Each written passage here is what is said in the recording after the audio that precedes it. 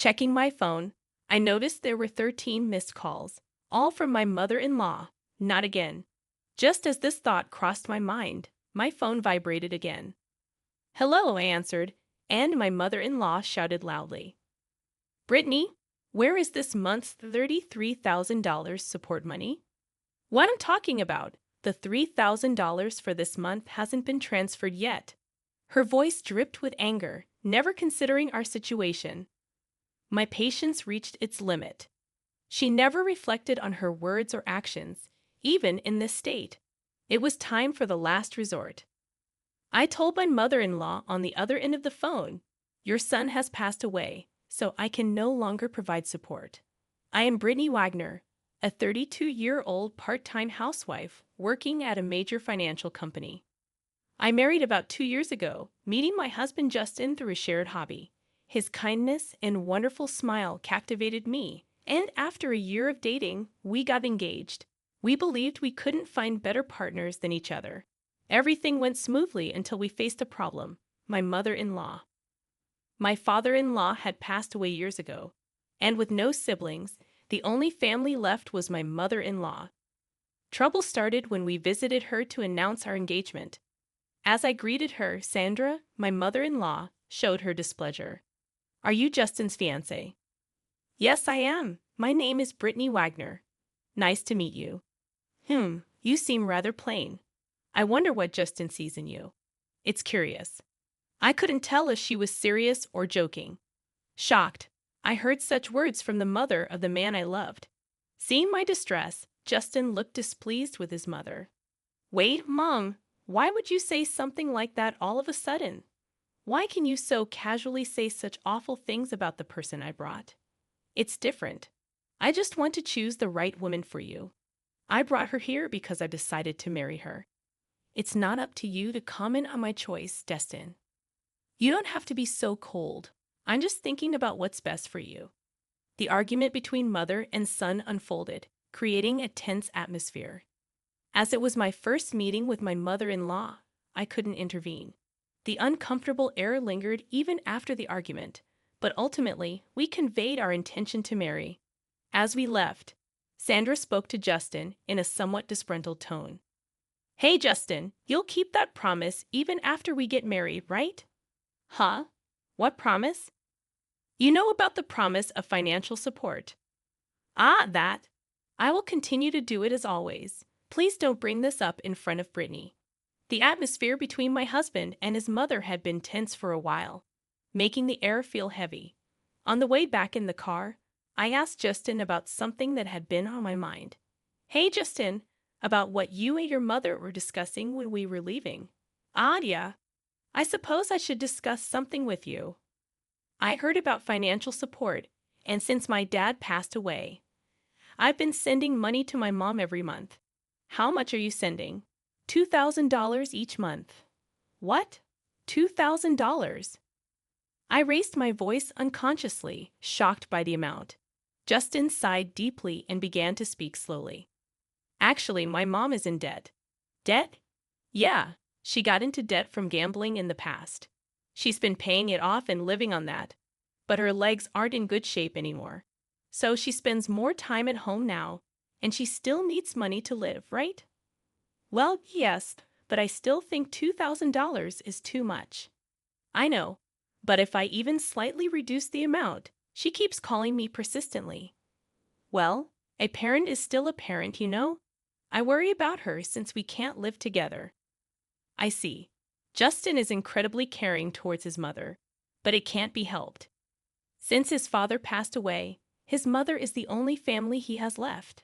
No matter what her character is like, she's still an important mother to Justin.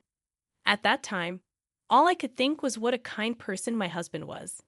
Then, one day, 2 months after we got married, during my lunch break, I received a call on my smartphone. It was from my mother-in-law. "Hello." "Yes," I answered, and she began speaking in a cheerful tone. "It's been a while, Brittany. I have something to discuss. Are you free now?" "Yes, I'm free. What's going on?" "Well, I was thinking maybe you could also start sending me some financial support." I was speechless at her unexpected request, But my mother-in-law continued happily. You mentioned you work at a financial company, right? So you must have a good salary. No, that's not the case. Are you trying to lie to me because you don't want to give me money? That's not what I'm saying. Then why not? But mother, Justin is still sending you money every month, isn't he? Yes, he is. She didn't seem to appreciate the support she was already receiving. I spoke up firmly. Please listen calmly, mother-in-law. Continuing to send as much as $2,000 a month is a really big deal, you know? And yet, you still want more. I can't understand that. Oh, is that so? You say that. But if you could just contribute the remaining $1,000, Justin wouldn't be burdened. What do you mean by that? I have Justin as a co-signer on my debt, which means if I default on my payments, the creditors will come after him. Do you understand what I'm saying? What? But wasn't the $2,000 Justin sends used for paying off the debt? Well, the thing is, it's not enough. I haven't told Justin yet, but the debt is quite substantial. It seemed from the way my mother-in-law spoke that this was a truth unknown to my husband. If we were to have children in the future, it would inevitably mean more expenses. On top of that, paying off my mother-in-law's debt wouldn't be easy. However, if her repayments fell behind by the time the debt transferred to Justin, the interest would likely have ballooned significantly. It was easy to foresee that refusing to help now would ultimately burden my husband. Realizing that, the best course might be to ensure she pays off her debt completely. I hesitantly conveyed to my mother-in-law, "I understood. I'll contribute to the support as well." Really, Brittany? You're amazing. I knew you would say that. Combined with Justin's, it'll be $3,000 a month. This will be used to properly pay off the debt, right? Of course. I plan to pay off the entire amount in about a year. Please promise to pay it off without any delay. Okay, I understand. It's a promise. So I'll be expecting the support starting from this month, my mother-in-law said, unilaterally ending the call. The stress piled onto my exhausted body, and I felt increasingly depressed. $1,000 every month, that's a significant burden, but it's necessary to prevent future troubles for us as a couple. And if my mother-in-law can't live properly, Justin wouldn't like that either. That evening, I promptly reported this to my husband. He said, "You shouldn't have to go through all this trouble." But I had already agreed with my mother-in-law. I explained it was a tough decision made to avoid future burdens on us. With a look of regret, my husband said, "I'm really sorry, but thank you," showing understanding for my decision. Time passed, and 2 years have gone by since this decision. The support, which was supposed to end in a year, is still ongoing, and we continue to transfer $3,000 to my mother-in-law every month. To complicate matters, my husband fell ill about 2 months ago and has been unable to work. He's on sick leave and receiving a small amount of sickness allowance, but it's minuscule compared to his usual salary. Last month, I used my savings to send the $3,000 to my mother-in-law. But if this continues, even our living expenses will become difficult. Incredibly, my mother-in-law hasn't once visited Justin in the hospital. I informed her a long time ago about his hospitalization, but instead of visiting, she only contacts me to ensure the continuation of the support. Frustrated by her behavior, I finally brought up the subject with my husband. "Justin, your mother only talks about money. Even knowing you're hospitalized, we need to seriously consider whether to continue the support." "Yeah, I've been thinking the same. I don't want to burden Brittany any further. She's been calling and messaging this month asking, is the support coming?" Seriously, even though her own son is in the hospital, all she thinks about is money. Justin, looking somewhat gaunt, expressed his anger towards his mother. Then, with a sudden idea, he said, "Ah, I've got it," and smiled. "What is it, Justin?" "Well, I just thought of something. It's a last resort, though, something good." "About my mother?" "Huh, what?" My husband proposed an unexpected plan. It might seem excessive, but it seemed the only way to get through to my mother-in-law in her current state. A few weeks later, Justin was discharged from the hospital, fortunately in good health. Since there was no response from my mother-in-law despite numerous attempts to contact her, we hadn't informed her of my husband's discharge date. For the past 2 weeks or so, she had been incessantly demanding financial support.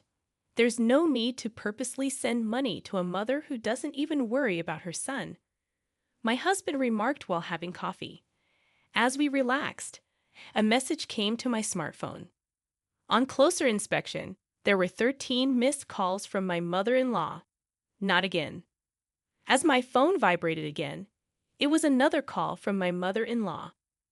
I deliberately turned on the speaker so that my husband could hear, and my mother-in-law immediately started shouting. "Brittany, where's this month's $3,000 support?" "What I'm talking about. The $3,000 for this month hasn't been transferred yet." "Mother, please calm down. Do you realize right now Justin is? I don't care if he's sick or whatever. You work at a good company. You must have plenty of savings. Hurry up and transfer it to me." My mother-in-law furiously shouted, eventually saying something unbelievable. "Do you get it? You married Justin and became his wife, so when Justin can't pay because he's sick, you should pay me. If you don't, I'll make you the co-signer of the debt." At that moment, something inside me snapped. She always exposed her greed, never considering our situation. My patience with her had reached its limit. Doesn't she reflect on her words or actions even in this situation? If that's the case, I have no choice but to play my last card. I firmly told my mother-in-law over the phone, "Your son has passed away, so I can no longer provide support." My mother-in-law responded with a dumbfounded, "Huh."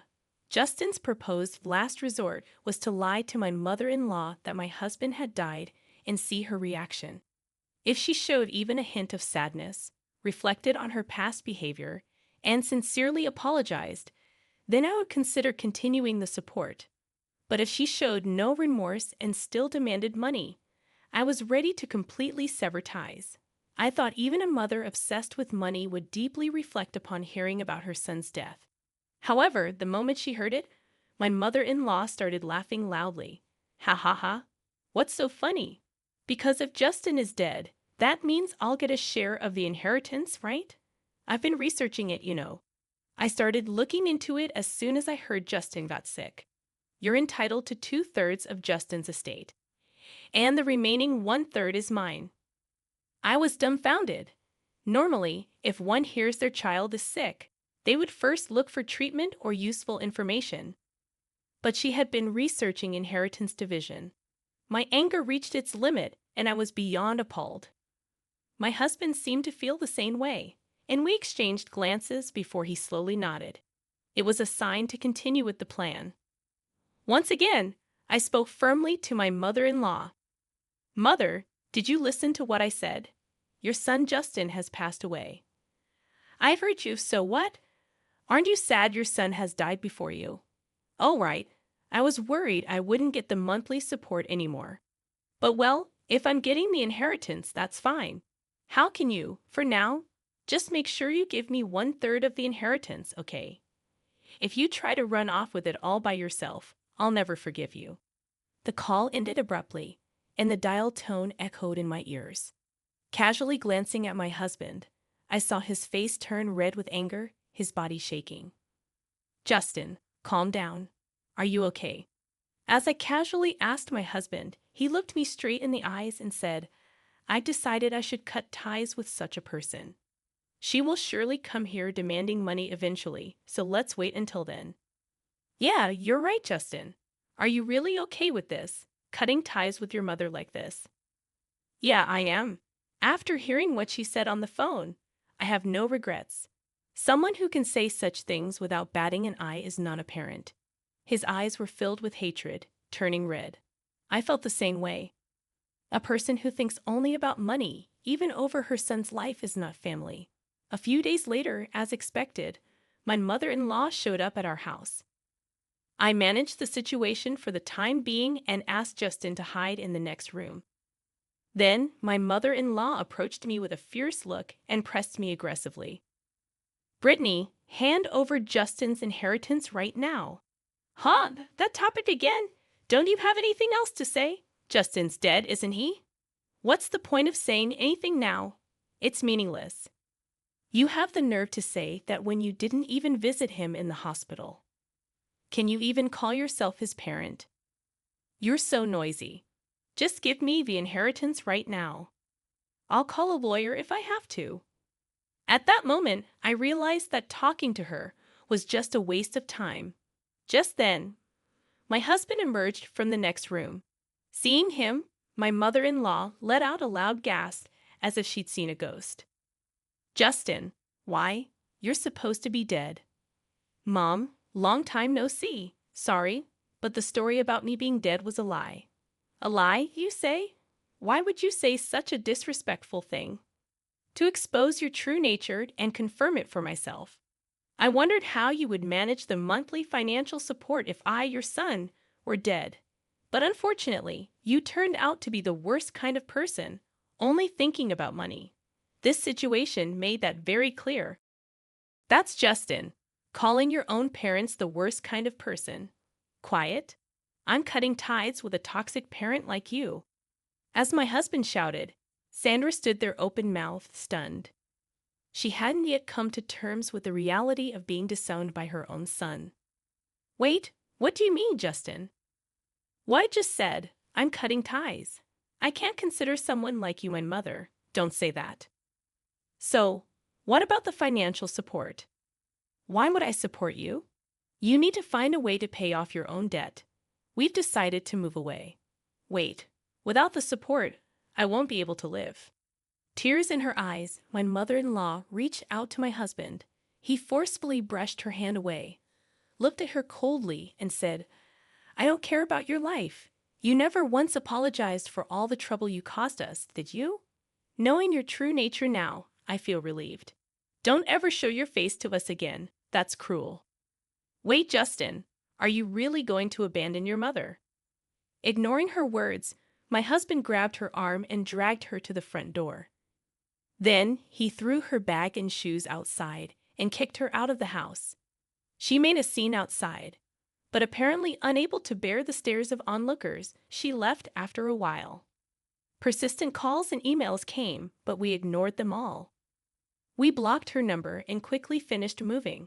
The co-signing of the debt turned out to be something Sandra had fabricated, so the guarantee contract was void, and Justin no longer had any responsibility as a guarantor.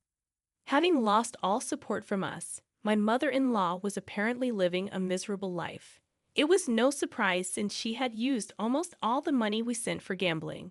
The remaining debt was substantial, and she spent her days being chased by debt collectors. Working from morning till night, she couldn't gamble anymore. It's unlikely that she will pay off all her debt anytime soon. From now on, she will have to work until her body can no longer move. It's all her own doing.